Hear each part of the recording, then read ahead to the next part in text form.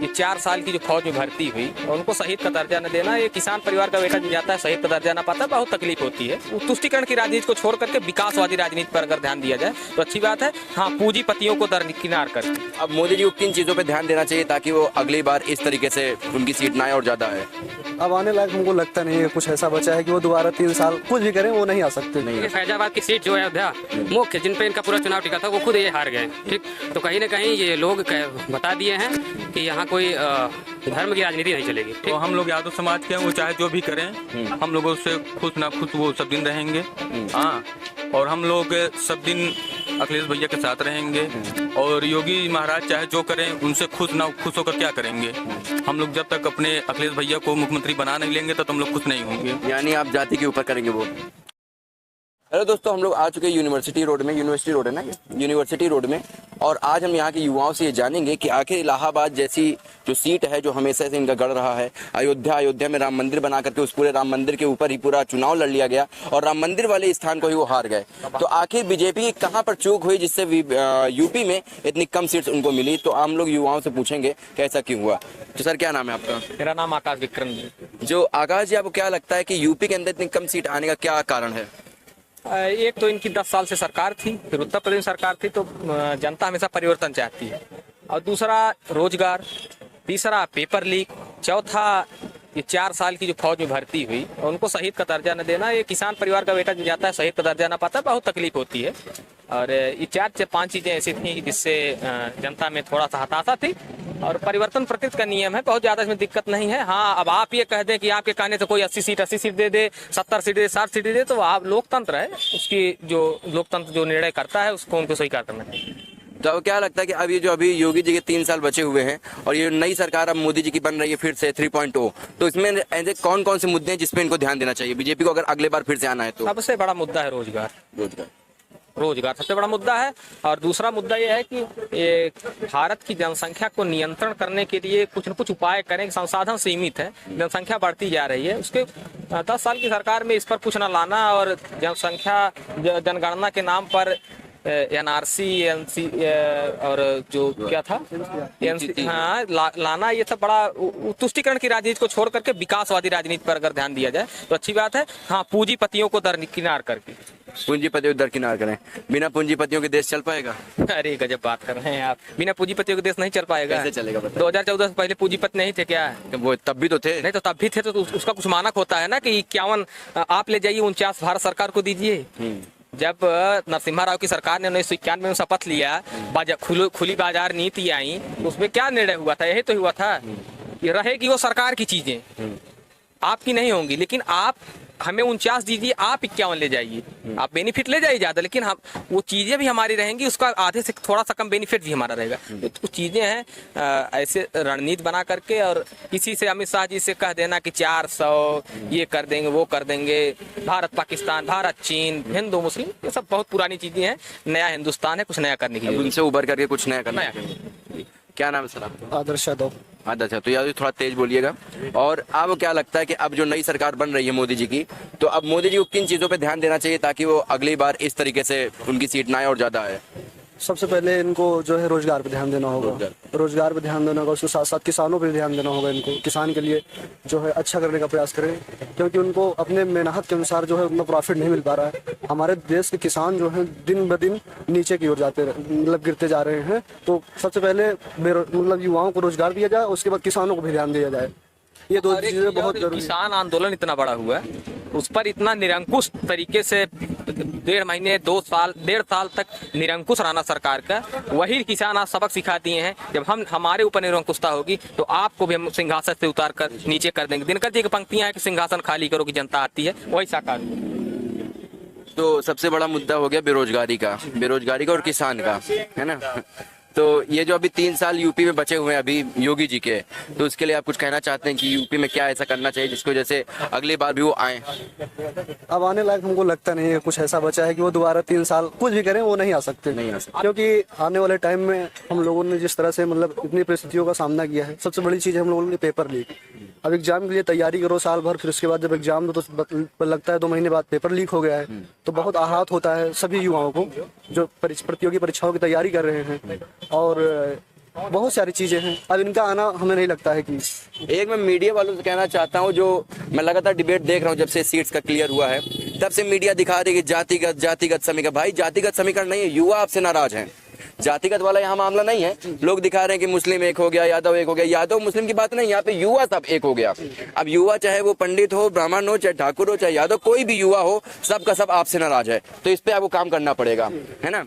क्या नाम है सर आप? हिरेंद्र पटेल। पटेल साहब, क्या लगता है आपको कि आप मोदी जी को अगर फिर से आना है या बीजेपी सरकार को फिर से आना है तो क्या करना पड़ेगा? क्योंकि इस बार तो यूपी ने उनको सबक सिखा दिया, तो अगर यूपी को खुश करना है तो क्या करना चाहिए उनको? सबसे पहले ये जो बेरोजगारी है, एक सबसे बड़ा मुद्दा यही है। देखिए आने वाला 2027 का चुनाव है, अगर उसमें यही जैसे जो इस प्रकार देखिए 400 पार ही कह रहे हैं, उसमें भी अगर ये 300 पार जो है 350 पार 400 पार कहेंगे तो कुछ होने वाला है नहीं इनका। ठीक, इनको पहले तो रोजगार देना होगा, युवाओं को संतुष्ट करना होगा। बिना युवाओं कुछ होने वाला नहीं है। अगर युवा संतुष्ट नहीं होंगे तो किसी भी जाति को आप अपने तरफ कर लीजिए, धर्म को अपने तरफ कर लीजिए, कोई बिल्कुल बिल्कुल। देखिए क्योंकि जो जाति धर्म के लोग आपको मान रहे हैं उनके भी तो लड़के हैं, उनकी भी तो लड़कियां हैं, उन्हें भी रोजगार चाहिए। देखिए इन्होंने राम मंदिर बनवाया, उसी पे इनका पूरा चुनाव। उत्तर प्रदेश में इन्होंने बहुत बड़ी बड़ी बातें बोली कि 80 में 80 सीट हमारी है, लेकिन देखिए फैजाबाद की सीट जो है अयोध्या मुख्य, जिन पे इनका पूरा चुनाव टिका था, वो खुद ये हार गए। ठीक, तो कहीं ना कहीं ये लोग बता दिए हैं कि यहाँ कोई धर्म की राजनीति नहीं चलेगी। ठीक, यहाँ केवल विकास और रोजगार और कहते हैं महंगाई के नाम पे चलेगी। ठीक, सबसे बड़ा मुद्दा महंगाई रोजगार है। आप भैया कुछ बताना चाहते हैं? महंगाई। पहले अपना आप नाम बता दीजिए। युवराज प्रताप सिंह। तो युवराज प्रताप सिंह, आप बताइए आपको क्या लगता है कि उनको क्या ऐसा करना चाहिए कि यूपी के जो लोग हैं, पब्लिक है, वो फिर से इनके ऊपर खुश हो जाए? क्योंकि कभी यूपी ने बहुत बड़ा इनके ऊपर भरोसा जताया था। ये जो है इससे पेपर लीक कराते रहेंगे तो एक बार पुनः योगी आदित्यनाथ बाबा की सरकार बनेगी, पुनः पेपर लीक कराते रहें। बेरोजगारी सबसे बड़ा मुद्दा है, रोजगार न दें युवाओं को, तो पुनः जो है 2027 में यही युवा जो है एक बार फिर करारा जवाब देने का काम करेंगे। जो है अभी वर्तमान में देखा गया यही पुनः होगा। अगर रोजगार देते हैं, पेपर लीक नहीं होता है, किसानों के लिए बारे में सोचते हैं तो ठीक है, नहीं तो अन्यथा जो आज हो रहा है यही होगा। इससे भी बुरी स्थिति है जी, बिल्कुल सही। बाकी ठीक है, बीजेपी सरकार में कुछ ऐसा कुछ गड़बड़ नहीं, बहुत अच्छी सरकार है। हाँ रोजगार और महंगाई पे थोड़ा कंट्रोल कर ले तो बाकी ओवरऑल तो जी जी है ना, कुछ ठीक है। चलिए ठीक है, आप कुछ बोलेंगे भैया? अरे कुछ बोल दीजिए, आप कुछ बोलिए। आप बताइए, यूपी के लोगों को अगर खुश करना है बाबा जी को तो क्या करना चाहिए? यूपी की पहली बात मैं बता रहा हूँ, मैं विवेक यादव बोल रहा हूँ। हाँ, तो हम लोग यादव समाज के हैं, वो चाहे जो भी करें, हम लोगों से खुश ना खुश वो सब दिन रहेंगे। हाँ, और हम लोग सब दिन अखिलेश भैया के साथ रहेंगे। और योगी महाराज चाहे जो करें, उनसे खुश ना खुश होकर क्या करेंगे? हम लोग जब तक अपने अखिलेश भैया को मुख्यमंत्री बना नहीं लेंगे तब हम लोग खुश नहीं होंगे। यानी आप जाति के ऊपर करेंगे वोट? जाति के ऊपर है। अगर आप या तो हम बीजेपी को वोट करेंगे, कोई भरोसा करेगा? कोई नहीं करेगा। तो जो जाति के ऊपर तो हम लोग रहेंगे ही, क्योंकि भाई हमारा सीधा लक्ष्य है अखिलेश यादव को। ये तो है नहीं कि हम लोग उनका को बीजेपी वाले क्या है, क्या लक्ष्य है, कौन है उनका वो? अब मौर्य समाज देख लीजिए, वो डिप्टी सीएम किस लायक हैं? कोई है मतलब? तब इनके यहाँ जो सीट्स में बैठा हुआ है मोदी योगी, बस वही नजर आते हैं। और हम लोग तो भाई सीधा मेन हमारा अखिलेश यादव हैं। ये इनका जो कहने का मुख्य मतलब है कि अगर उत्तर प्रदेश के लिए कोई कुछ कर सकता है तो माननीय अखिलेश यादव यही कर सकते हैं। उन्होंने वो युवाओं के बारे में जो सोचते हैं उन्हें वो सोचने। लेकिन अगले, अब जैसे आप बताएं कि हम अखिलेश को ही पसंद करना है, अखिलेश जी को ही हम चाहते हैं कि वो सीट में बैठे यूपी के, तो अखिलेश जी की, क्योंकि हमने भी देखा, मेरी भी उम्र हो गई है और आप लोग भी उस उम्र के लग रहे हैं कि आपने भी देखा होगा उनका राज, तो उनके राज में कहने गुंडई बहुत ज्यादा नहीं रहती, ऐसा आपको नहीं लगता? अरे कहाँ गुंडई रहती बताइए? जो बीजेपी सरकार में हुआ कहीं हुआ है बताइए? ऐसे कुछ एक आध काम बहुत हुआ है। पीड़ित कितने रेप हुए हैं, कितने का नहीं हुआ है? कहाँ 4 मर्डर हमारे साइड बहुत हुए हैं। जहाँ मर्डर हुआ है वहाँ 1 2 नहीं 3 4 मर्डर हुए हैं। तो उनके ऊपर शिकंजा भी तो कसा जाता है। कहाँ कसा जाता है? अगर वो मर्डर कर रहा है, सुबह मर्डर हुआ, शाम बीजेपी में शामिल हो जा रहा है, कहाँ शिकंजा कसा जा रहा है? यही हो रहा है ना। अगर वो बीजेपी में नहीं है तो उसके घर बुलडोजर जा रहा है। अगर वो सुबह मर्डर कर रहा है, शाम को बीजेपी में शामिल, तो उसके घर कोई नहीं, वो बहुत अच्छा धुल गए सारे। हाँ, यही सब है। बहुत बढ़िया है। आपका इस पे क्या कहना है गुंडा राज के ऊपर? गुंडा राज क्या, उन्नाव और हाथरस भूल गए, ये इन्हीं के सरकार में ये हुआ है। ठीक, और ब्रजेश सिंह जैसे माफिया, देखिए कहीं ना कहीं भाजपा संरक्षित माफिया है। ठीक, उनको अपने पार्टी में देखिए, ये जो भी सरकार है ये माफियाओं को अपने भाजपा एक वॉशिंग मशीन का काम कर रही है। माफियाओं को अपने में शामिल करके उनको बहुत अच्छा दिखाने का काम कर रही है। ठीक, अगर वही माफिया अगर भाजपा में नहीं है तो वो माफिया है, अगर भाजपा में जाते ही वो वॉशिंग मशीन से दम धुल के, दम साफ सुथरा, उसकी छवि पे बिल्कुल कोई दाग नहीं रह जाता है। सरकार बदलती है तो माफिया बदल जाते हैं। नहीं, माफिया देखिए, माफिया सरकार नहीं, भाजपा में जो है वो माफिया नहीं है, बाकी अदर पार्टी में जितने हैं वो माफिया हैं, बस यही भाजपा के है। Also called detergent washing party. और ये सबसे बड़ा जो था कि भारतीय जनता पार्टी स्वयं तो चुनाव जीतने के लिए चुनाव कराती है, लेकिन छात्र संघ से इनको बड़ी दुश्मनी, नई नई पौधे। इनको सबसे बड़ा तो देखिए राजस्थान में खल रहा है रविंदर भाटी, इनको कन्हैया कुमार है, हो सकता है क्या मामला था, कन्हैया कुमार देशद्रोही थे, अब क्या थे, कोर्ट ने क्लीन चिट दिया, तो हम नहीं मानते, लेकिन इनको सबसे ज्यादा दिक्कत होगी इसी एक चीज कहेंगे, परिवारवाद। भाई परिवारवाद से बड़ी चीज तो है कि पूंजीपति सिर्फ राजनीति कर रहे हैं ना, सेलिब्रिटी राजनीति कर रहे हैं, 14 भोजपुरी स्टार वहाँ मुंबई से आकर के 10 फिल्म अभिनेता आके चुनाव लड़ जा रहे हैं, चुनाव उनके लिए होता है।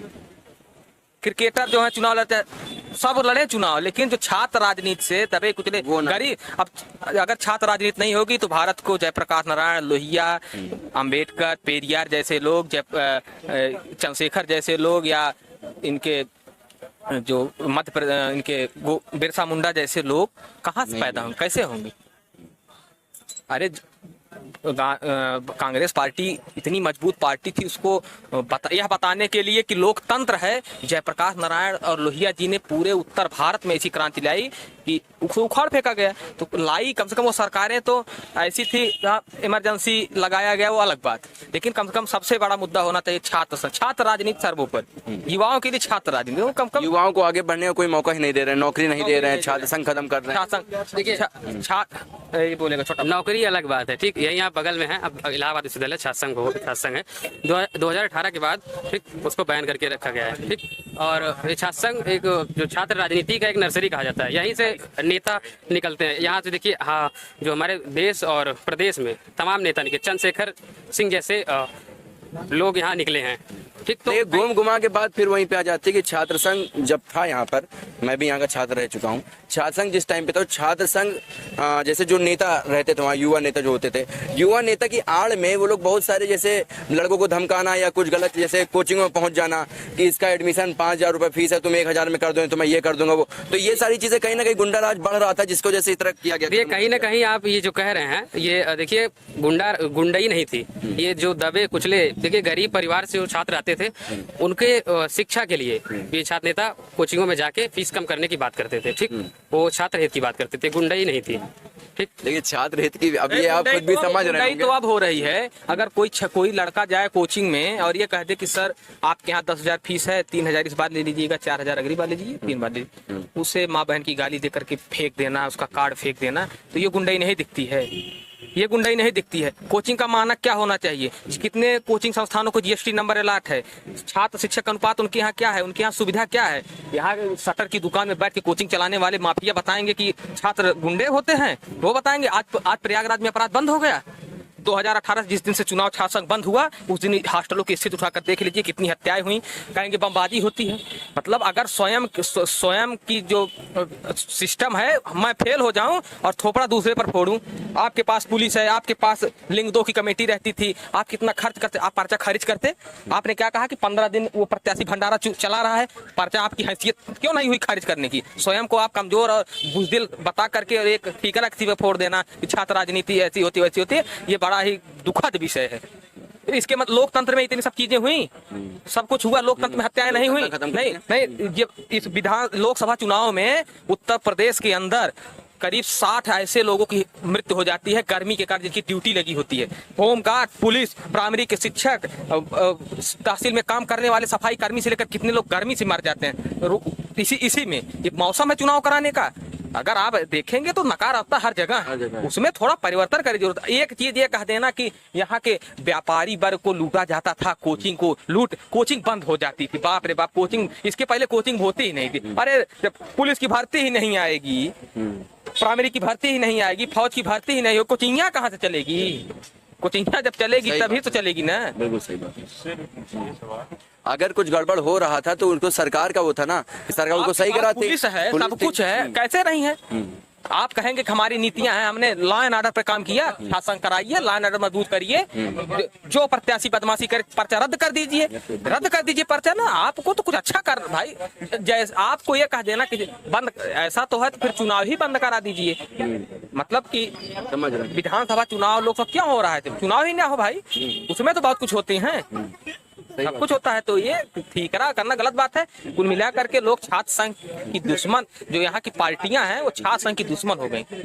ये नहीं चाहती कि गरीब किसान बहुत दूर से आया लड़का अपनी आवाज बन करके वो सदन की आवाज बने, ये नहीं चाहती हैं। ये चाहती हैं कि चंद पूंजीपति, चंद बड़े लोग, व्यवसायी लोग और ऐसे लोग जो पारंपरिक रूप से राजनीति करते हैं वही राजनीति करें, कोई नया ना आए। बहुत सही। चलिए, बहुत अच्छा लगा बात करके। अब हम लोग आगे चलेंगे और लोगों से हम लोग जानेंगे कि उनका क्या कहना है इस विषय।